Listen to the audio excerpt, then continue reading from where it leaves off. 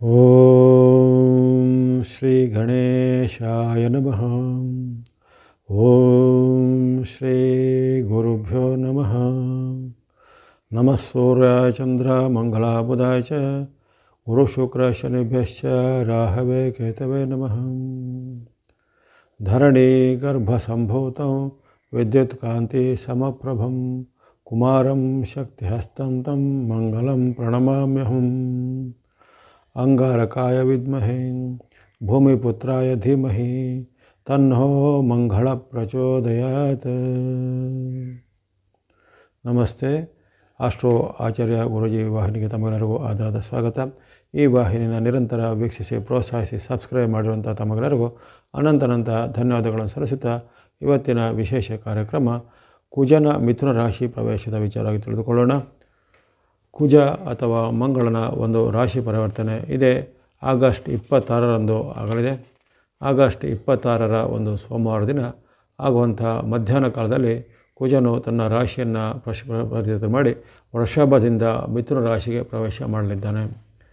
ಹಾಗಾಗಿ ಈ ಒಂದು ಮಂಗಳನ ಚಲನೆಯು ಸಾರ್ವತ್ರಿಕದಲ್ಲಿಯೋ ಜಗತ್ತಿನಲ್ಲಿಯೋ ಜೊತೆಗೆ ಪ್ರತಿಯೊಬ್ಬರ ಒಂದು ಅವರ ರಾಶಿಯ ವ್ಯಕ್ತಿಗಳ ಮೇಲೂ ಸಹ ಬೇರೆ ಬೇರೆ ರೀತಿಯ ಪರಿಣಾಮಗಳನ್ನು ಬೀರುವಂಥದ್ದಿರುತ್ತೆ. ಹಾಗಾಗಿ ಈ ಮಂಗಳನ ಗೋಚಾರವು ಈ ಬಾರಿ ಆತನ ಒಂದು ಪ್ರವೇಶ ಅಲ್ಲಿ ಮೃಗಶಿರ ನಕ್ಷತ್ರದಲ್ಲಿ ಆಗ್ತದೆ. ಅಲ್ಲಿ ಆಗಸ್ಟ್ 26ಕ್ಕೆ ಆತನ ಪ್ರವೇಶ ಆಗುತ್ತೆ. ಸುಮಾರು 45 ದಿನಗಳವರೆಗೆ ಆತನು ಅಲ್ಲಿ ಮಿಥುನ ರಾಶಿಯಲ್ಲಿ ಇರುವಂಥ ಅವಶ್ಯಕತೆ.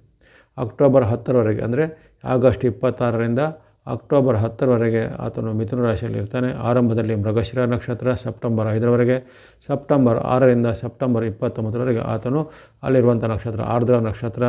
ಆಮೇಲೆ ಸೆಪ್ಟೆಂಬರ್ 30ರಿಂದ ಅಲ್ಲಿ ಅಕ್ಟೋಬರ್ 10ರವರೆಗೆ ಆತನು ಪುನರ್ವಸು ನಕ್ಷತ್ರದಲ್ಲಿ ಇರ್ತಾನೆ. ಹಾಗಾಗಿ ಮಿಥುನ ರಾಶಿಗೆ 3 ನಕ್ಷತ್ರಗಳ ಒಂದು ವಿಂಗಡಣೆ ಆಗಿರುತ್ತೆ. ಹಾಗಾಗಿ ಆರಂಭದಲ್ಲಿ ಆತನ ಒಂದು ಪರಿಣಾಮ ಸ್ವಲ್ಪ ಬೇರೆ ಇರುತ್ತೆ.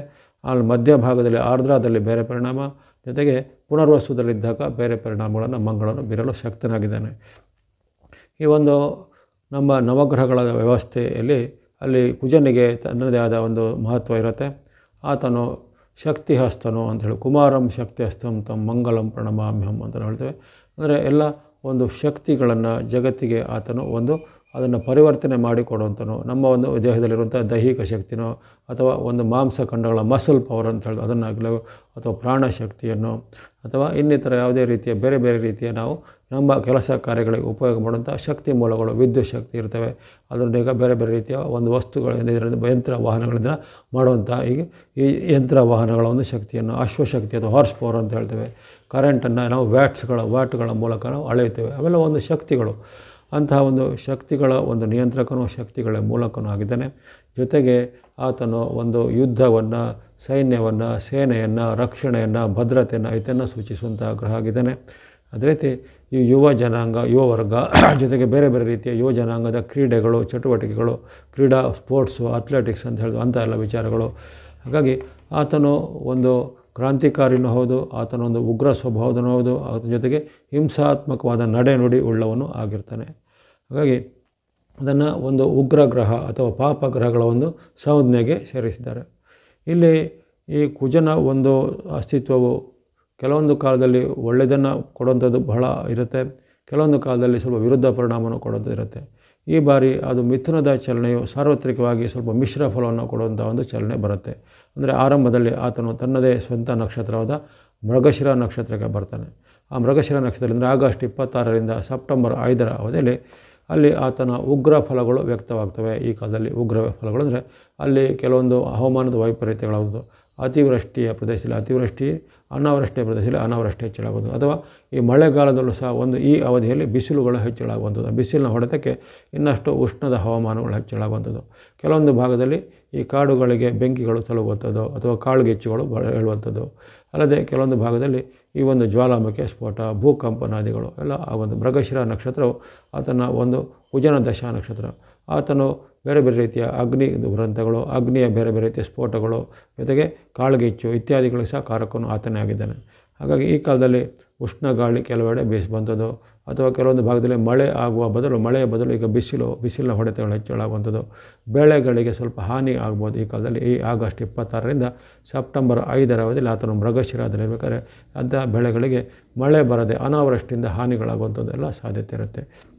ಹಾಗಾಗಿ ಈ ಕಾಲವು ಸಾರ್ವತ್ರಿಕವಾಗಿ ಅಷ್ಟೇನು ಉತ್ತಮ ಫಲ ಬರ್ತಾಯಿಲ್ಲ. ಜೊತೆಗೆ ಇದೇ ಕಾಲದಲ್ಲಿ ಯುದ್ಧಾದಿಗಳು ಸ್ವಲ್ಪ ಸ್ಫೋಟ ಆಗುತ್ತೆ. ಈ ಮಂಗಳನು ತನ್ನ ಸ್ವಂತ ನಕ್ಷತ್ರ ಮೃಗಶಿರದಲ್ಲಿದ್ದ ಕಾಲದಲ್ಲಿ ಯುದ್ಧಾದಿಗಳು ಸ್ಫೋಟ ಆಗುತ್ತೆ. ಯಾಕಂದರೆ ಮಿಥುನ ರಾಶಿಯ ನಡೆ ಅಷ್ಟೊಂದು ಒಳ್ಳೆಯದಲ್ಲ. ಯಾಕಂದರೆ ಮಂಗಳನಿಗೂ ಬುಧನಿಗೂ ಅಲ್ಲಿ ಒಂದು ಬಹಳಷ್ಟು ವೈರುಧ್ಯಗಳಿರ್ತವೆ. ಮಂಗಳನು ಆತನು ಉಗ್ರ ಸ್ವಗ್ರಹ ಆಗಿದ್ದರೆ ಬುಧನಿಗೆ ಅವನ ಹೆಸರೇ ಸೌಮ್ಯ ಅಂತ ಹೇಳಿ, ಬುಧನಿಗೆ ಇನ್ನೊಂದು ಹೆಸರು ಸೌಮ್ಯ ಅಂತ ಹೇಳ್ತಾರೆ. ಹಾಗಾಗಿ ಬುಧನು ಅಲ್ಲಿ ಸೌಮ್ಯವಾದ ಗ್ರಹ, ಅಲ್ಲಿ ಬುಧನ ಮನೆಯಲ್ಲಿ ಆತನಿದ್ದಾನೆ. ಅಂದರೆ ತನಗೆ ವೈರುಧ್ಯವಾದ ಸ್ವಭಾವದ ಗ್ರಹದಲ್ಲಿರುವಾಗ ಇನ್ನಷ್ಟು ಆತನು ವೈರುಧ್ಯವನ್ನೇ ಮಾಡ್ತಾನೆ ಅಂತ ಒಂದು ನಂಬಿಕೆ ಇರುತ್ತೆ. ಹಾಗಾಗಿ ಈ ಬುಧನ ಈ ನಡೆ ಈಗ ಅಷ್ಟೊಂದು ಉತ್ತಮವಾಗಿ ಬರ್ತಾಯಿಲ್ಲ. ಆರಂಭದಲ್ಲಿ ಆ ಒಂದು ಸೆಪ್ಟೆಂಬರ್ 5ರವರೆಗೂ ವಿವಿಧ ರೀತಿಯ ಇಂಥ ಹವಾಮಾನ ವೈಪರೀತ್ಯಗಳು, ಯುದ್ಧಾದಿಗಳು, ಕಲಹಾದಿಗಳು, ಜೊತೆಗೆ ಪ್ರಾಕೃತಿಕವಾದ ಭಿನ್ನತೆಗಳು, ಅಲ್ಲದೆ ಕೆಲವೊಂದು ಅಗ್ನಿ ದುರಂತ, ಅಪಘಾತಗಳ ಸಾಧ್ಯತೆ ಸಾರ್ವತ್ರಿಕವಾಗಿ ಮಂಗಳನಿಂದ ಕಂಡುಬರುತ್ತೆ. ಇನ್ನು ಆ ಬಳಿಕ ಸೆಪ್ಟೆಂಬರ್ 6ರಿಂದ ಆತನು ಸೆಪ್ಟೆಂಬರ್ 29ರ ಅವಧಿ ಆತನು ಆರಿದ್ರಾ ನಕ್ಷತ್ರದಲ್ಲಿ ಇರ್ತಾನೆ. ಅಲ್ಲೇ ಮಿಥುನ ರಾಶಿ ಬದಲಾಗೋದಿಲ್ಲ, ಮಿಥುನ ರಾಶಿಯಲ್ಲೇ ಇದ್ದು ಆತನು ಆರಿದ್ರಾ ನಕ್ಷತ್ರದಲ್ಲಿ ಇರ್ತಾನೆ. ಆರಿದ್ರಾ ನಕ್ಷತ್ರವು ಒಂದು ರಾಹುವಿನ ದಶಾ ನಕ್ಷತ್ರ ಎಂದು ಸಂಬೋಧನೆ ಮಾಡಲ್ಪಟ್ಟಿದೆ. ಅಲ್ಲಿ ಮಂಗಳ ಮತ್ತು ರಾಹುವಿನ ಒಂದು ಶಕ್ತಿಗಳು ಸೇರಿದಾಗ ಅಲ್ಲಿ ವಿಧ್ವಂಸಕ ಕೃತ್ಯಗಳು ಹೆಚ್ಚಾಗುತ್ತೆ. ವಿಧ್ವಂಸಕ ಕೃತ್ಯಗಳು ಅಂದರೆ ಅಲ್ಲಲ್ಲಿ ಬೇರೆ ಬೇರೆ ರೀತಿಯ ಉಗ್ರರ ಚಟುವಟಿಕೆಗಳು, ವಿಧ್ವಂಸಕ ಕೃತ್ಯಗಳು, ಬಾಂಬ್ ಸ್ಫೋಟಗಳು, ಮನುಷ್ಯ ನಿರ್ಮಿತವಾದ ಅವಘಡಗಳು, ಅಪಘಾತಗಳು ಮತ್ತು ಬೇರೆ ಬೇರೆ ರೀತಿಯ ಯುದ್ಧಾದಿಗಳು ಅವಾಗ ಹೆಚ್ಚಾಗುತ್ತೆ. ಬೇರೆ ಬೇರೆ ರೀತಿಯ ದೇಶಗಳಲ್ಲಿ ಈಗಾಗಲೇ ಇದ್ದಂತಹ ಒಂದು ಯುದ್ಧದ ಸನ್ನಿವೇಶಕ್ಕೆ ಬೆಂಕಿಗೆ ತುಪ್ಪ ಸುರಿದಂತಹ ಘಟನೆಗಳು, ಅಥವಾ ಯಾವುದೇ ಒಂದು ಸಣ್ಣ ವಿಚಾರದ ಕಿಡಿಯಿಂದ ಅದೊಂದು ಜಗತ್ತಿನಾದ್ಯಂತ ಸ್ವಲ್ಪ ಒಂದು ಸಂಚಲನ ಮೂಡಿಸುವಂತಹ ಘಟನೆಗಳು ಈ ಕಾಲದಲ್ಲಿ ಆಗ್ಬೋದಾಗಿದೆ. ಅಂದರೆ ರಾಹು ಇಂತಹ ಒಂದು ಆಕಸ್ಮಿಕವಾದ ಘಟನೆಗಳಿಗೆ, ಅಥವಾ ರಹಸ್ಯಾತ್ಮಕವಾಗಿ ಬರುವಂಥ ಘಟನೆಗಳಿಗೆ, ಅಥವಾ ರಾಜಕೀಯವಾದ ಕುತಂತ್ರಗಳ ಮೂಲಕ ಆಗುವಂಥ ಕೆಲವು ಯುದ್ಧಾದಿಗಳು, ಕಲಹಾದಿಗಳು ಅಥವಾ ಕಷ್ಟ ನಷ್ಟಾದಿಗಳಿಗೆ ಆತನು ರಾಹು ಅಲ್ಲಿ ಕಾರಣ ಆಗ್ಬೋದು. ಹಾಗಾಗಿ ಅಲ್ಲಿ ಮಂಗಳ ಮತ್ತು ರಾಹುವಿನ ನಕ್ಷತ್ರದಲ್ಲಿ ಆರಿದ್ರಾ ನಕ್ಷತ್ರದಲ್ಲಿರುವ ಕಾಲದಲ್ಲೂ ಅಷ್ಟೇನೂ ಉತ್ತಮ ಪರಿಣಾಮಗಳು ಬರ್ತಾಯಿಲ್ಲ. ಜೊತೆಗೆ ಅನೇಕ ರೀತಿಯ ಈ ಬೇರೆ ಬೇರೆ ರೀತಿಯ ಜನರಿಗೆ ಈಗ ತೊಂದರೆಗಳಾಗ್ತವೆ. ಈಗ ಯಾರು ಕವಿಗಳು, ಸಾಹಿತಿಗಳು, ಬುದ್ಧಿಜೀವಿಗಳು, ಧಾರ್ಮಿಕವಾದ ಪಂಡಿತರು, ಗುರುಗಳು, ಅಥವಾ ಇನ್ನಿತರ ಬೇರೆ ಬೇರೆ ಸಮಾಜದಲ್ಲಿ ಉತ್ತಮವಾದ ಸ್ಥಾನಮಾನಗಳನ್ನು ಮಾಡಿಕೊಂಡ ಸೌಮ್ಯವಾದಿಗಳು, ಅಂಥ ಸೌಮ್ಯವಾದಿಗಳು ಅಂದರೆ ಅವರು ಯಾವುದೇ ಹಿಂಸೆಯನ್ನು ಪ್ರಚೋದಿಸಿಲ್ಲ, ಹಿಂಸೆಯನ್ನು ವಿರೋಧಿಸ್ತಾರೆ. ಒಂದು ಮನುಷ್ಯ ಕುಲವನ್ನು, ಮಾನವರನ್ನು ಪ್ರೇಮ ಮಾಡುವಂಥವ್ರು, ಸಮಾಜಕ್ಕೆ ಒಳಿತು ಮಾಡುವಂಥವ್ರು, ಅಂಥವ್ರ ಮೇಲೆ ಈಗ ಹಲ್ಲೆಗಳಾಗುವಂಥದ್ದು, ಅಂಥವ್ರಿಗೆ ಏನಾದರೂ ಜೀವಕ್ಕೆ ಪ್ರಾಣಕ್ಕೆ ಅಪಾಯಗಳು ಬರುವಂಥದ್ದು, ಅಂಥವರಿಗೆ ಈ ಒಂದು ಜನರ ಗುಂಪಿನ ಮೂಲಕ ತೊಂದರೆಗಳು ಆಗುವಂಥದ್ದು ಇವೆಲ್ಲ ಜರುಗತ್ತೆ. ಹಾಗೆ ಅಂಥ ಒಂದು ಹಾನಿಗಳ ಸಾಧ್ಯತೆ ಈ ಒಂದು ಕ್ಷೇತ್ರದಲ್ಲಿವರೆಗೆ ಈ ಕಾಲದಲ್ಲಿ ಬರ್ಬೋದಾಗಿದೆ. ಅಲ್ಲದೆ ಈ ಕಾಲದಲ್ಲಿ ಮಳೆ ಬೆಳೆಗಳ ವಿಚಾರ ನೋಡಬೇಕಾದ್ರೆ ಮಳೆಯು ಅಲ್ಲಿ ಕೆಲವೊಮ್ಮೆ ಅತಿವೃಷ್ಟಿ, ಕೆಲವೊಮ್ಮೆ ಅನಾವೃಷ್ಟಿ, ಅಂದರೆ ಅಲ್ಲಲ್ಲಿ ಬರುತ್ತೆ, ಕೆಲವೊಮ್ಮೆ ಅಲ್ಲಿ ಬರದೇ ಇರುವಂಥದ್ದು.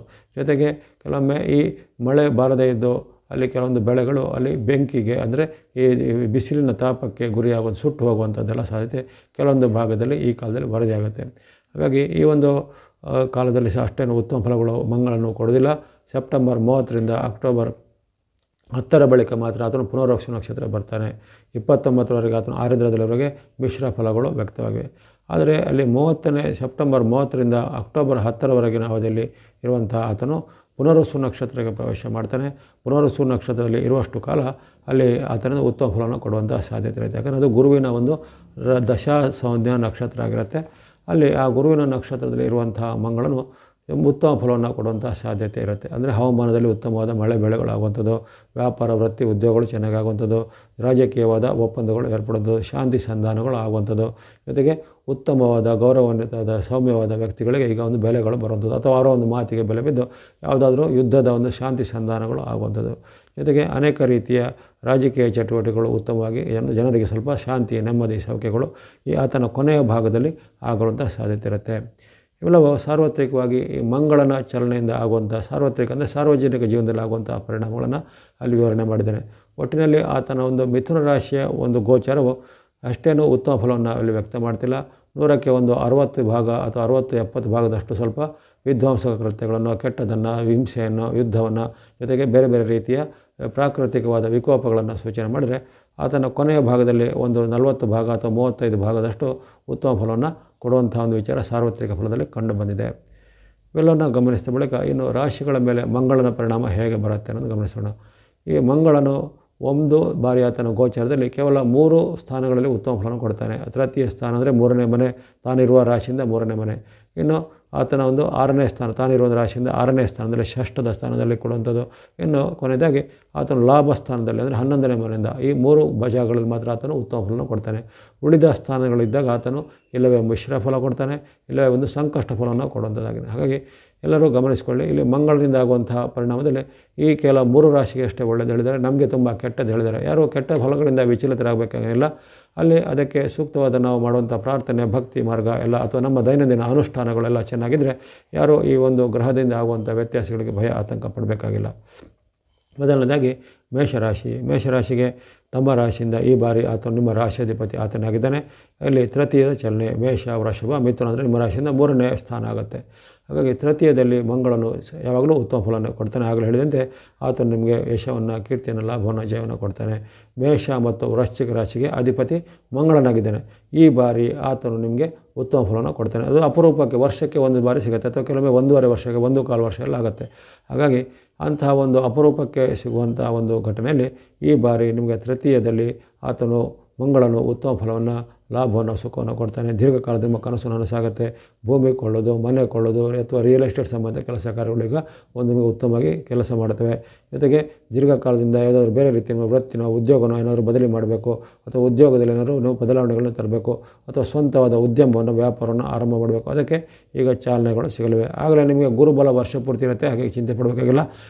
ಗುರುಬಲದ ಒಂದು ರಕ್ಷಣೆ ಇರುವ ಕಾಲದಲ್ಲಿ ಅಪರೂಪಕ್ಕೆ ಒಂದು ವರವನ್ನು ಕೊಡುತ್ತಾ ಮಂಗಳನ ಒಂದು ಸುಮಂಗಲವಾದ ಫಲ ನಿಮಗೆ ಈ ತಿಂಗಳಲ್ಲಿ ಬರ್ತಾಯಿದೆ.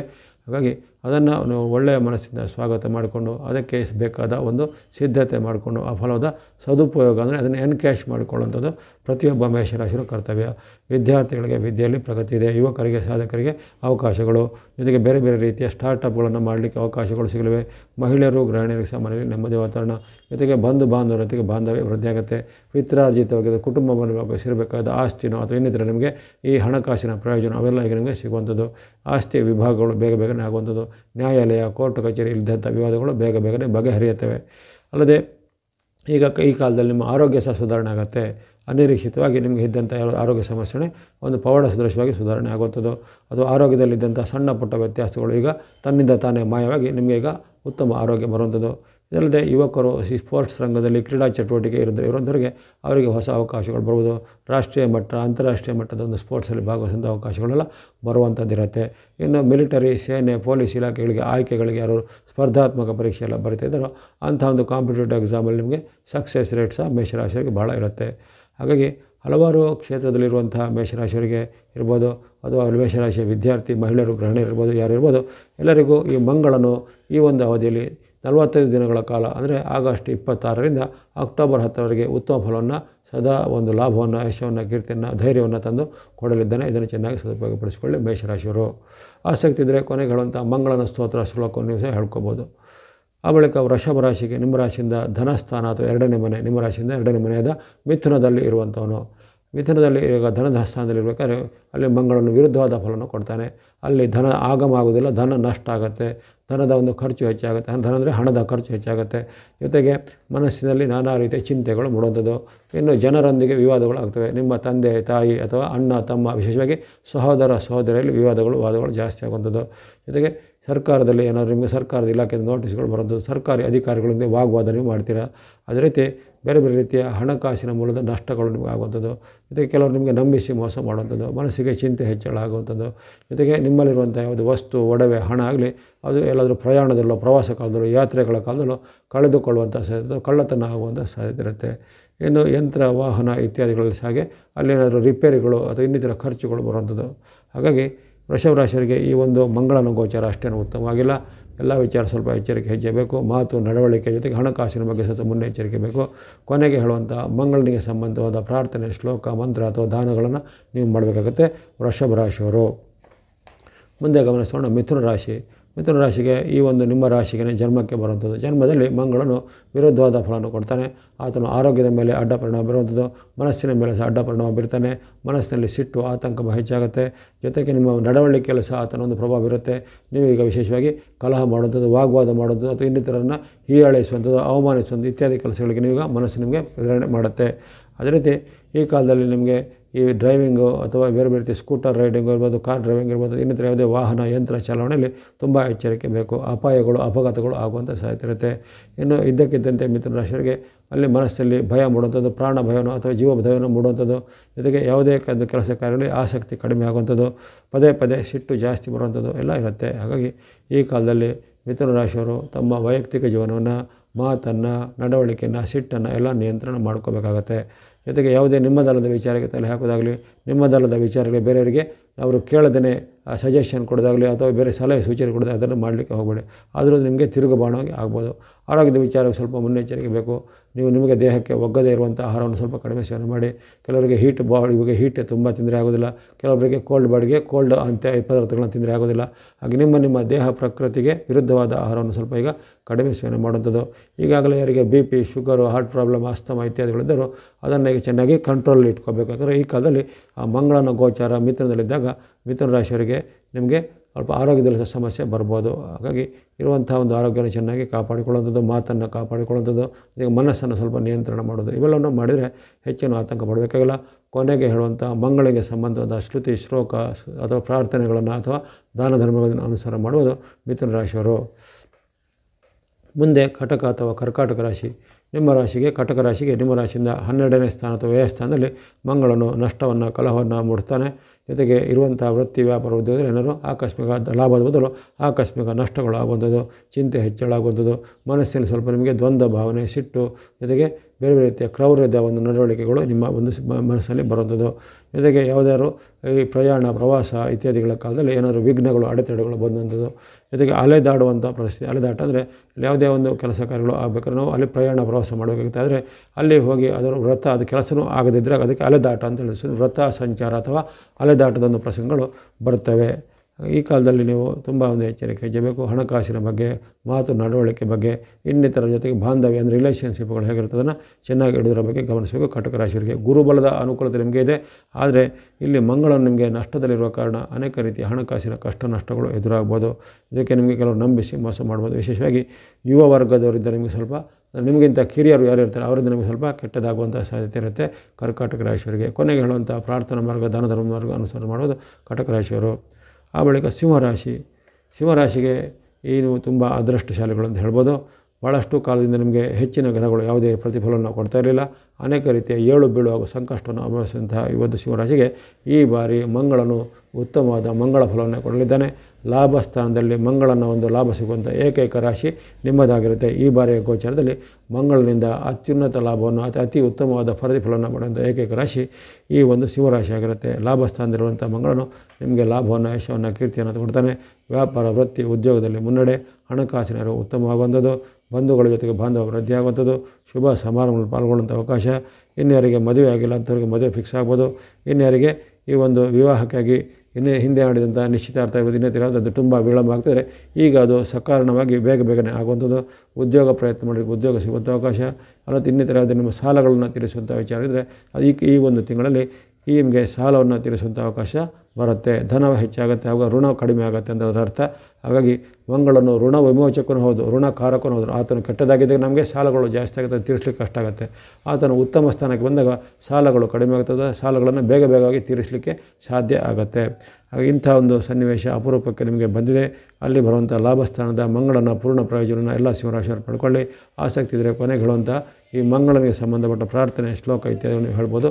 ಎಲ್ಲ ಈ ಸಿಂಹರಾಶಿಯವರಿಗೆ ಮಂಗಳನವರಿಂದ ಈ ಗೋಚಾರವು ಶುಭದಾಯಕ ಆಗಲಿ. ಮುಂದೆ ಕನ್ಯಾರಾಶಿ. ಕನ್ಯಾರಾಶಿಗೆ ನಿಮ್ಮ ರಾಶಿಯಿಂದ 10ನೇ ಮನೆ, ಅದು ದಶಮದ ಚಲನೆ. ದಶಮದಲ್ಲಿ ಹೆಚ್ಚಿನ ಉತ್ತಮ ಫಲವನ್ನು ನಿರೀಕ್ಷೆ ಇರೋದಿಲ್ಲ, ಸಮ್ಮಿಶ್ರ ಫಲಗಳು ವ್ಯಕ್ತವಾಗ್ತಿರ್ತವೆ. ಅಲ್ಲಿ ನಿಮಗೆ ಹಣಕಾಸು, ವೃತ್ತಿ, ವ್ಯಾಪಾರ, ಉದ್ಯೋಗ, ಶಿಕ್ಷಣಕ್ಕೆ ಯಾವತ್ತೂ ಅಡೆತಡೆ ಬರೋದಿಲ್ಲ. ಕೆಲವೊಬ್ಬರಿಗೆ ಈ ಕನ್ಯಾರಾಶಿಯವರು ಕೆಲವೊಬ್ಬರಿಗೆ ಈ ಕ್ರಿಮಿನಲ್ ಬುದ್ಧಿ ಅಥವಾ ಅಪರಾಧ ಕೃತ್ಯ ಮಾಡೋಂಥ ಬುದ್ಧಿ, ನೆಗೆಟಿವ್ ಥಾಟ್ ಅಂದರೆ ಅಥವಾ ಋಣಾತ್ಮಕವಾದ ಚಿಂತನೆಗಳು, ಅಥವಾ ಯಾವುದೇ ಒಂದು ಮಾತನ್ನು, ವ್ಯಕ್ತಿಯ ಮಾತನ್ನು ಕೇಳಿ ನೀವು ಸಹ ಅಂಥ ಒಂದು ಹಿಂಸಾತ್ಮಕ ದಾರಿಗೆ, ಅಡ್ಡ ದಾರಿಗೆ ನಿಮ್ಮ ಮನಸ್ಸು ಪರಿವರ್ತನೆ ಆಗುವಂಥದ್ದು ಇವೆಲ್ಲ ಸಾಧ್ಯತೆ ಇರುತ್ತೆ. ಅಲ್ಲದೆ ಮನಸ್ಸಲ್ಲಿ ಸ್ವಲ್ಪ ಆಗಾಗ ಬೇಸರ, ಚಿಂತೆ ಅಥವಾ ಕೋಪಗಳು ಹೆಚ್ಚಳಾಗುವಂಥದ್ದು, ಮಾಡುವಂಥ ಕೆಲಸಗಳಲ್ಲಿ ಅನೇಕ ರೀತಿಯ ವಿಘ್ನಗಳು, ಅಡೆತಡೆಗಳು ಬರುವಂಥದ್ದು ಇವೆಲ್ಲ ಸಾಧ್ಯತೆ ಇರುತ್ತೆ. ಹಾಗಾಗಿ ಈ ಕಾಲದಲ್ಲಿ ಕನ್ಯಾರಾಶಿಯವರು ಯಾವುದೇ ರೀತಿಯ ನಕಾರಾತ್ಮಕ ಅಥವಾ ಬೇರೆ ರೀತಿಯ ಚಿಂತನೆಗಳಿಗೆ ಒಳಗಾಗದೆ ನಿಮ್ಮಲ್ಲಿರುವಂಥ ಒಂದು ಸಾಮರ್ಥ್ಯವನ್ನು ಈಗ ಚೆನ್ನಾಗಿ ಸದುಪಯೋಗಪಡಿಸ್ಕೊಳ್ಳುವಂಥದ್ದು.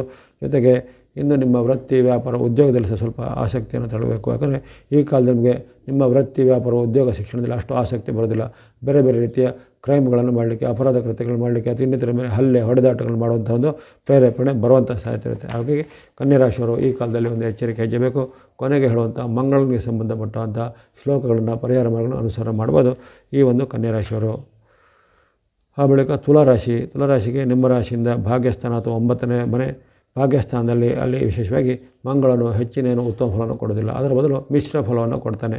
ಕೆಲವೊಬ್ಬರಿಗೆ ಈ ಕಾಲದಲ್ಲಿ ತುಲಾರಾಶಿಯವರಿಗೆ ಅಪರಾಧ ಪ್ರವೃತ್ತಿ ಮನಸ್ಸಲ್ಲಿ ಕಾಡುವಂಥದ್ದು, ಮನಸ್ಸಲ್ಲಿ ಚಿಂತೆ ಹೆಚ್ಚಳ ಆಗುವಂಥದ್ದು, ವೃತ್ತಿ ವ್ಯಾಪಾರ ಉದ್ಯೋಗದಲ್ಲಿ ಸ್ವಲ್ಪ ಹಿನ್ನಡೆಗಳಾಗುವಂಥದ್ದು, ಅಥವಾ ನಿಮ್ಮದ ಅಲ್ಲದ ಯಾವುದೇ ತಪ್ಪಿಗೆ ನೀವು ಒಂದೀಗ ಯಾವುದೇ ಹಣವನ್ನು ಬಾಧ್ಯತೆಯನ್ನು ಹೊರಬೇಕಾಗುವುದು. ಸಾಲದ ಬಾಧೆಯಿಂದ ನಿಮ್ಮ ಮನೆ, ಆಸ್ತಿ ಅಥವಾ ಭೂಮಿ, ವಾಹನ ಇತ್ಯಾದಿಗಳನ್ನು ಮಾರಾಟ ಮಾಡುವಂಥ ಪ್ರಮೇಯ, ಸಾಲಗಳು ಸ್ವಲ್ಪ ಹೆಚ್ಚಳ ಬಾಧನೆ ಆಗುವಂಥದ್ದು. ಹಾಗಾಗಿ ಈ ಕಾಲದಲ್ಲಿ ಸ್ವಲ್ಪ ಎಚ್ಚರಿಕೆ ಹೆಜ್ಜೆ ಬೇಕಾಗುತ್ತೆ. ಜೊತೆಗೆ ನಿಮ್ಮ ವೃತ್ತಿ ವ್ಯಾಪಾರ ಉದ್ಯೋಗ ಇತ್ಯಾದಿಗಳಲ್ಲಿ ನೀವು ಸ್ವಲ್ಪ ಜಾಗರೂಕರಾಗಿರಬೇಕಾಗುತ್ತೆ ತುಲಾರಾಶಿಯವರು. ಕೊನೆಗೊಳ್ಳುವಂಥ ಪರಿಹಾರ ಮಾರ್ಗ, ಪ್ರಾರ್ಥನಾ ಮಾರ್ಗ ನಿಮಗೆ ಸಹಾಯಕ್ಕೆ ಬರುತ್ತೆ. ಮುಂದೆ ಗಮನಿಸೋಣ ವೃಶ್ಚಿಕ ರಾಶಿಗೆ ನಿಮ್ಮ ರಾಶಿಯಿಂದ ಅಷ್ಟಮದ ಚೆಲ್ಲುತ್ತೆ. 8ನೇ ಮನೆಯು ಅಷ್ಟೇನು ಉತ್ತಮವಾದ ಸ್ಥಾನ ಅಲ್ಲ. ಅಲ್ಲಿ ವೃಶ್ಚಿಕ ರಾಶಿಯವರಿಗೆ ಈ ಒಂದು ಕಾಲದಲ್ಲಿ ಆರೋಗ್ಯದಲ್ಲಿ ಏರ್ಪಡಬಹುದು. ಮಂಗಳನಿಂದಾಗಿ ಸಿಟ್ಟು, ಆತಂಕ, ಭಯ ಹೆಚ್ಚಳಾಗುತ್ತೆ. BP ಹೆಚ್ಚಳ ಆಗ್ಬೋದು, ಅಥವಾ ಹೃದಯಕ್ಕೆ ಸಂಬಂಧಪಟ್ಟ ಏನೋ ಸಮಸ್ಯೆಗಳು ಇತ್ಯಾದಿಗಳು ಕಾಣ್ಬೋದು. ಜೊತೆಗೆ ನಿಮ್ಮ ಒಂದು ಯಂತ್ರ, ವಾಹನ, ಉಪಕರಣದಲ್ಲಿ ಏನಾದರೂ ಅಪಘಾತದ ಸಾಧ್ಯತೆ, ಅದು ನಿಮ್ಮ ದೂರ ಪ್ರಯಾಣದಲ್ಲಿ ಇರ್ಬೋದು, ಅಥವಾ ನಿಮ್ಮ ಒಂದು ಕಾರು, ಬೈಕು, ಸ್ಕೂಟರ್ಗಳಿರ್ಬೋದು, ಅಪಘಾತದ ಸಾಧ್ಯತೆ ಸೇರುತ್ತೆ. ಹಾಗಾಗಿ ವೃಶ್ಚಿಕ ರಾಶಿಯವರಿಗೆ ಈ ಒಂದು ಅವಧಿಯಲ್ಲಿ ಆಗಸ್ಟ್ 26ರಿಂದ ಸೆಪ್ಟೆಂಬರ್ ತಿಂಗಳ 10ರವರೆಗೆ, ವಿಶೇಷವಾಗಿ ಅಕ್ಟೋಬರ್ ತಿಂಗಳ 10ರವರೆಗೆ ಇರುವಂಥ 45 ದಿನಗಳಲ್ಲಿ ಎಲ್ಲ ವಿಚಾರಕ್ಕೆ ಎಚ್ಚರಿಕೆ ಹೆಜ್ಜೆಬೇಕು. ಈ ವೆಹಿಕಲ್ ಓಡಾಡಿಸುವಾಗ, ಕಾರು, ಬೈಕು ರೈಡಿಂಗ್ ಮಾಡುವಾಗ ಸ್ವಲ್ಪ ಮುನ್ನೆಚ್ಚರಿಕೆ ಹೆಜ್ಜೆಬೇಕು. ಆರೋಗ್ಯವನ್ನು ಚೆನ್ನಾಗಿ ಕಾಪಾಡಬೇಕು. ಜೊತೆಗೆ ನಿಮ್ಮಲ್ಲಿರುವಂಥ ಹಣ, ಒಡವೆ, ವಸ್ತು ಇತ್ಯಾದಿಗಳ ಒಂದು ಎಚ್ಚರಿಕೆ ಸಹ ಈ ಕಾಲದಲ್ಲಿ ವೃಶ್ಚಿಕ ರಾಶಿಯವರಿಗೆ ಬೇಕಾಗುತ್ತೆ. ಕೊನೆಗೆ ಹೇಳುವಂಥ ಪ್ರಾರ್ಥನಾ ಮಾರ್ಗ ಅಥವಾ ಪರಿಹಾರ ಮಾರ್ಗ ನಿಮಗೆ ಅವಶ್ಯಕ ಇರುತ್ತೆ ವೃಶ್ಚಿಕ ರಾಶಿ. ಮುಂದೆ ಧನುಸು ರಾಶಿಗೆ ಈ ಕಾಲದಲ್ಲಿ ಸ್ವಲ್ಪ ಕೌಟುಂಬಿಕ ಕಲಹ ಬರುವಂಥದ್ದು, ಸ್ತ್ರೀಯರ ಜೊತೆ ಕಲಹ ಬರುವಂಥದ್ದು, ವಾಗ್ವಾದಗಳು ಹೆಚ್ಚಳಾಗುವಂಥದ್ದು, ಗಂಡ ಹೆಂಡತಿರ ಮಧ್ಯೆ ಕಲಹಗಳು ಬರುವಂಥದ್ದು, ಜೊತೆಗೆ ಈಗಾಗಲೇ ಇದ್ದಂಥ ಒಂದು ಗಂಡ ಹೆಂಡತಿರ ಒಂದು ವೈಮನಸ್ಯ ಈಗ ಬೆಂಕಿಗೆ ತುಪ್ಪ ಸುರಿದು ಹೆಚ್ಚಳಾಗುವಂಥದ್ದು.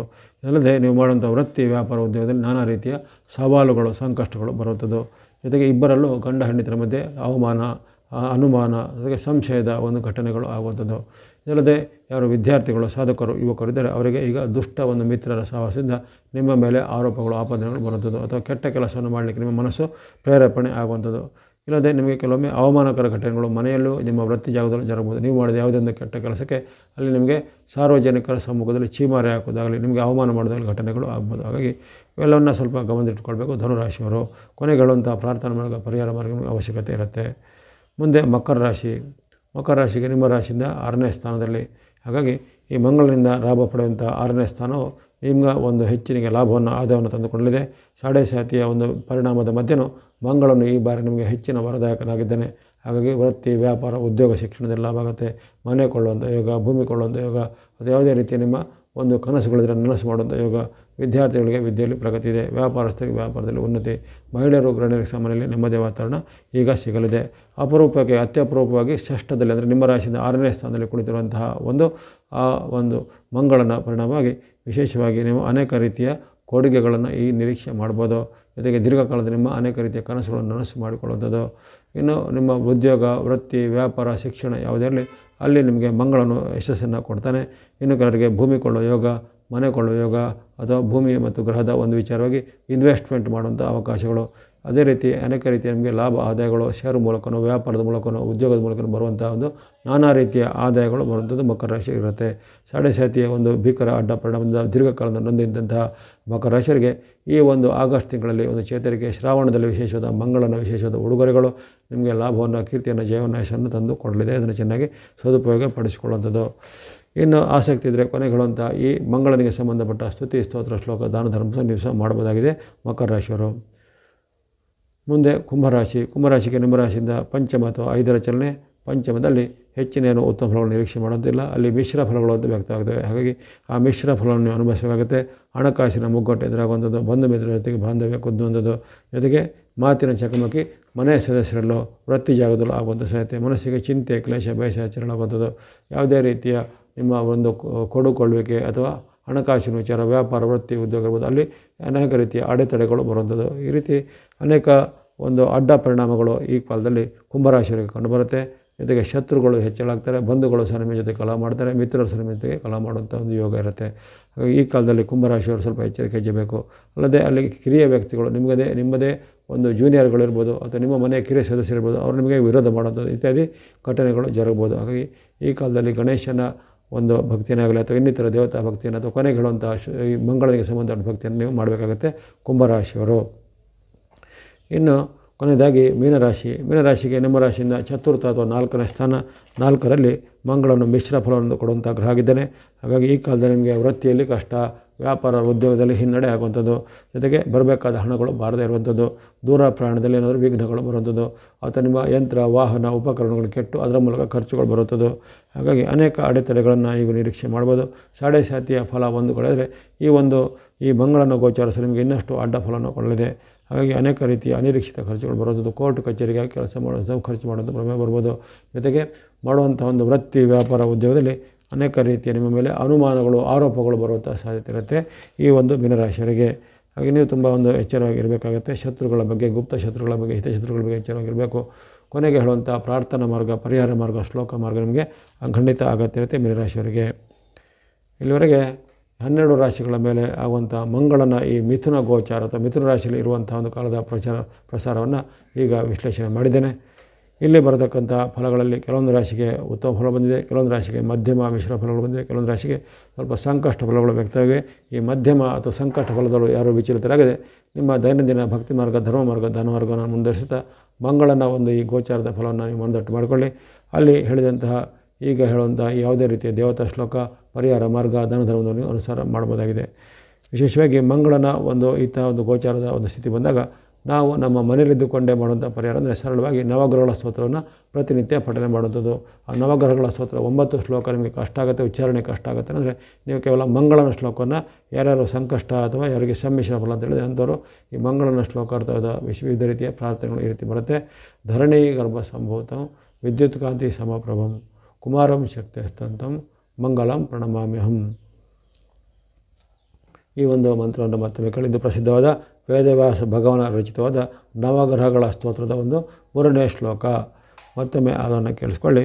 ಧರಣಿ ಗರ್ಭ ಸಂಭೂತಂ ವಿದ್ಯುತ್ ಕಾಂತಿ ಸಮಪ್ರಭಂ ಕುಮಾರಂ ಶಕ್ತಿಸ್ತಂತಂ ಮಂಗಲಂ ಪ್ರಣಮಾಮ್ಯಹಂ. ಇದೊಂದು ಪ್ರಸಿದ್ಧವಾದ ಈ ಮಂಗಳನಿಗೆ ಸಂಬಂಧವಾದ ನವಗ್ರಹಗಳ ಒಂದು ಸ್ತೋತ್ರದಲ್ಲಿ ಬರುವಂಥ ಶ್ಲೋಕ. ಅದೇ ರೀತಿ ಮಂಗಳನ ಪೀಡಾ ಪರಿಹಾರ ಸ್ತೋತ್ರವನ್ನು ನೀವೀಗ ಅದನ್ನು ಪಠನೆ ಮಾಡ್ಕೋಬೋದು. ಅದನ್ನು ಸಹ ಹಾಗೆ 9 ಬಾರಿ ಅಂದರೆ ಮಂಗಳನ ಸಂಖ್ಯೆ 9 ಅಥವಾ 9 ಆಗಿರುತ್ತೆ. ಹಾಗೆ 9 ಬಾರಿ ಅಥವಾ ನಿಮಗೆ ಇಷ್ಟ ಬಂದಷ್ಟು ಅದನ್ನು ರಿಪೀಟ್ ಮಾಡಿ ಹೇಳುವಂಥದ್ದು. ಅದರಿಂದ ಮನಸ್ಸಿಗೂ ನಿಮ್ಮ ಒಂದು ಉಲ್ಲಾಸ ಮಾಡುವಂಥ ಸಾಧ್ಯತೆ ಇರುತ್ತೆ. ಹಾಗಾಗಿ ಈ ಮಂತ್ರ ಇರೇ ಬರುತ್ತೆ. ಭೂಮಿಪುತ್ರೋ ಮಹಾತೇಜ ಜಗತಾಂ ಭಯಕೃಸದ ವೃಷ್ಟಿಕೃದ್ ವೃಷ್ಟಿಹರ್ತಾಚ ಪೀಡಾಹರತು ಮೇ ಕುಜಃ. ಅಲ್ಲಿ ಆತನಿಗೆ ಒಂದು ಬಿರುದನ್ನು ಕೊಡ್ತಾರೆ.